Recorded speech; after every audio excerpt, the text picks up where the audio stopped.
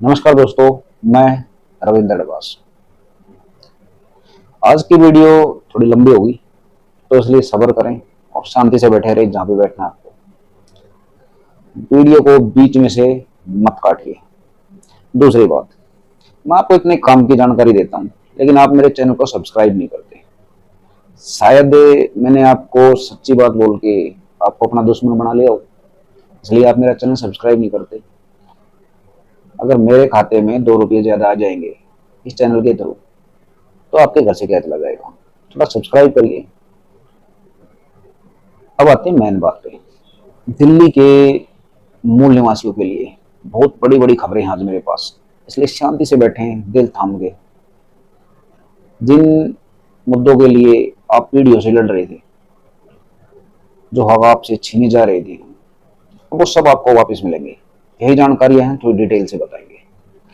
पहली जानकारी ये है कि दिल्ली में अब डीटीसी बस में और मेट्रो में और कोई प्राइवेट व्हीकल भी, चाहे वो ई रिक्शा हो, तो आप जब जाओगे तो मूल निवासियों के लिए 2 सीटें आपको बुक मिलेगी। जैसे कि डीटीसी बस में मिलती है महिलाओं के लिए या मेट्रो में मिलती है, ऐसे आपको बोर्ड लगा मिलेगा कि मूल निवासियों के लिए, दिल्ली के मूल निवासियों के लिए ये सीट रिजर्व है, यहाँ पे ना बैठे।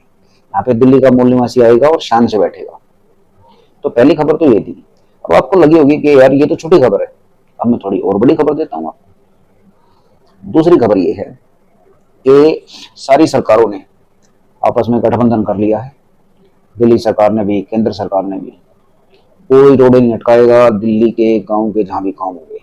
अब दिल्ली की ग्राम सभा पे आते हैं। ग्राम सभा के मामले में एक बहुत भारी फैसला हुआ है कि दिल्ली की ग्राम सभा के जो भी कब्जे हैं, चाहे वो किसी ने किए हों, चाहे आपके गांव में से किसी ने किए हों, आपके अड़ोसी पड़ोसी ने किसी ने किए हों, या आपने किए हों, या और किसी महकमे ने कर रखे हों, वो तुरंत हटाए जाएंगे। सबको सूचित किया गया है कि वो कब्जे आज रात को हटा लीजिए, नहीं तो सुबह सरकार फिर अपने तरीके से हटाएगी। देखिए, जो कब्जे कई सालों से, कई पीढ़ियों से नहीं हटाए गए, कब्जे यथा के तथा हैं, वो हटाए जाएंगे। जैसे कि आपके गांव के तालाब पे किसी का कब्जा हो रहा है, आपके गांव के पार्क पे किसी का कब्जा हो रहा है, तो हटाए जाएंगे। चाहे उसने मकान 3 मंजिला बना रखे हो, चाहे 4 मंजिला, तुरंत उसको काट दिया जाएगा, तोड़ फोड़ दिया जाएगा और मैदान बिल्कुल साफ करके दिया जाएगा दिल्ली के मूल निवासियों के लिए। अब तीसरी खबर है कि अब आते हैं, मैदान तो साफ कर दिया, अब सरकार इस पे बनाएंगी क्या। तो बीडीओ के पास जो भी पैसा था ग्राम सभा का, गांव वालों का, और वो चला गया था डीडीए के पास। तो डीडीए ने फिर उल्टी चक्की घुमा दिया। अब वो डीडीए के पास से वापस गांव वालों के पास आएगा। गांव में गठित होंगी पंचायतें, जो पंचायतें बंद कर दी गई थी, अब दोबारा पंचायतें बनेंगी। और पंचायत के सामने बीडीओ जितने भी पैसे लेके गए थे, गांव के ग्राम सभा का जितना भी पैसा उसने फंसा के रखा था, तो सरकार ने, सारी सरकारों ने आपस में मिलकर बहुत भाईचारा दिखाया है और फैसला किया है मूल निवासियों को बिल्कुल केंद्रित रख के कि जितना भी पैसा सरकार के पास था ग्राम सभा का, उसका 2 गुना पैसा देंगे ब्याज समेत। और ग्राम पंचायत के ऊपर फैसले छोड़ दिए सारे कि आप गांव में भाईचारे में आपस में सबके पास जाएं और सबसे पूछें कि भाई आप अपने गांव में क्या बनवाना चाहते हो इस पैसे से। अगर इस पैसे में कम पड़ जाएगा तो केंद्र सरकार भी और राज्य सरकार भी, केजरीवाल सरकार भी और मोदी सरकार भी, दोनों पैसा देंगी खुले तौर पे। तो ये खुशखबरियां हैं गांव के लिए। अब आते हैं गांव के खेलकूद के मामले में। अगर गांव का बच्चा कहीं भी पढ़ने के लिए या खेलकूद सिस्टम में जाएगा तो उसको 20 नंबर ज्यादा मिलेंगे, क्योंकि वो ग्रामीण परिवेश से आया है, दिल्ली के ग्रामीण परिवेश से। इतने दिन जो सरकारों ने अत्याचार किया है, उसको 20 नंबर एक्स्ट्रा मिलेंगे, चाहे वो खेल में हो, चाहे वो शिक्षा में हो, या किसी भी परीक्षा में बैठ जाए, चाहे वो कितनी ही बड़ी या कितनी ही छोटी परीक्षा हो, तो उसको 20 नंबर रियायती तौर पे। सरकार को पश्चाताप हुआ है, पिछली सरकारों को बहुत पश्चाताप होगा। उन्होंने बेचारों ने बहुत बैठ के सोचा, आत्मग्लानि से भरपूर तरीके से।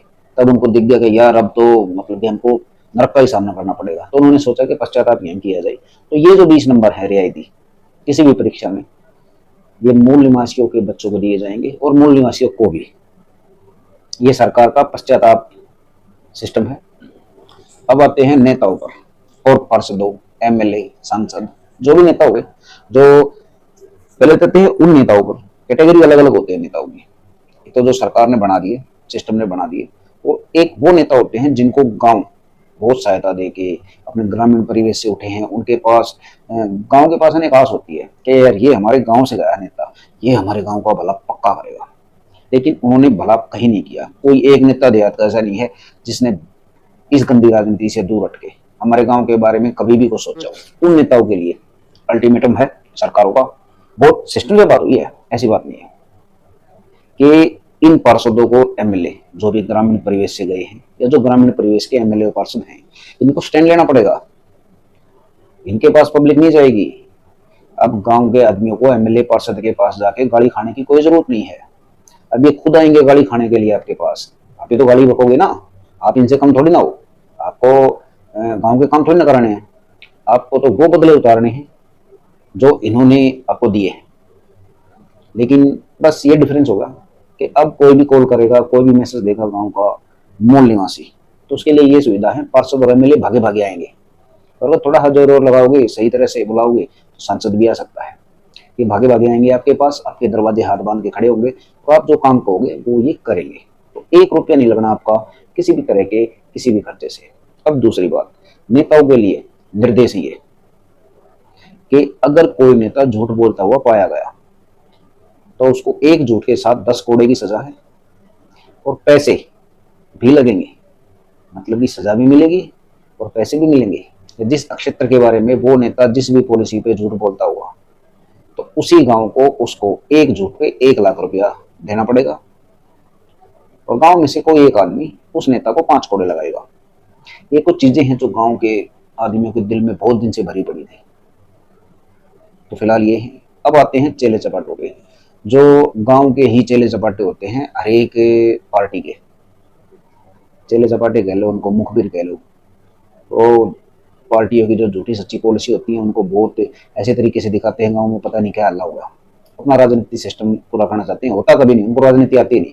तो उनके लिए क्या निर्देश निकाले हैं सिस्टम ने कि अगर वो गांव के खिलाफ किसी भी प्रणाली में शामिल मिले तो उनको गांव से निकाल दिया जाएगा। तो कुल मिला के हमारा जो देहात है अब अपनी तरक्की, जहां तरक्की पीछे छोड़ के आगे थे, उस तरक्की की तरफ दोबारा जा रहा है। तो दिल्ली के मूल निवासियों के लिए बहुत बड़ी बड़ी खुशखबरियां हैं, समझिए। अब आते हैं दिल्ली के बाहरी एरिया में। आप नजफगढ़ से लेके और नरेला तक चले जाए, कोई ढंग का कॉलेज नहीं है। 2 कॉलेज हैं छोटे छोटे, एक कैर में है और एक बवाना में है। लेकिन ये कुछ नहीं है, कॉलेज नाम मात्र है। अब 6 कॉलेज बहुत हाई सिस्टम के यहाँ पे बनाए जाएंगे। उन कॉलेजों में वो सुविधा, वो कोर्स होंगे जो यहाँ के मूल निवासियों के बच्चे खुद बताएंगे। उनका सर्वे करने के लिए टीमें आएंगी, शायद 2-4 दिन में आएंगे आपके पास, और महीने 1.5 महीने में आपका कॉलेज बन जाएगा। तो आप अगर अपने बच्चों को आगे कॉलेज की पढ़ाई करवाना चाहते हो तो दूर जाने की जरूरत नहीं है। आपके आस पड़ोस में 6 कॉलेजों में से कोई ना कोई से आपके आस पड़ोस में बन जाएगा। तो ये बहुत बड़ी बड़ी खबरें हैं। आपको शायद ये खबरें सुननी चाहिए और खुश होना चाहिए। खुश हुई, बहुत दिन हो गए, खुश होगा आपको। झूठ सुनते सुनते आज आपको सत्यवानी बता रहे हैं। कृषि का पौधा दिल्ली से छीन लिया था, कहते हैं भाई शीला सरकार ने छीन लिया था। अब वो पता नहीं क्या हुआ क्या नहीं हुआ, तो दोस्त को वापस दे रहे हैं बाकायदा पूरी इज्जत के साथ। अब खेतों में कोई भी गंदे नाले का पानी अगर डालता हुआ या सिंचाई करता हुआ मिल गया तो उसको पनिशमेंट मिलेगी। लेकिन उससे पहले सरकारों ने और सिस्टम ने बहुत ध्यान से एक बात का ध्यान किया है कि दिल्ली की सभी नहरों को, जो गंदे नाले बन चुके हैं, उनको साफ करवाया जाएगा। मेरे ख्याल से 2 या 3 या 4 दिन के अंदर वो साफ हो जाएंगी और 5वें दिन उनमें शुद्ध जल छोड़ा जाएगा। तो उसके बाद ये सिस्टम लागू होंगे, ये नियम तब लागू होंगे। उसके बाद भी अगर कोई किसान अपनी खेती में गंदे नाले की सिंचाई करेगा तो देखो वो तो फिर उसका कसूर है ना। सर सिस्टम अपनी तरफ से बहुत बढ़िया कर रहा है।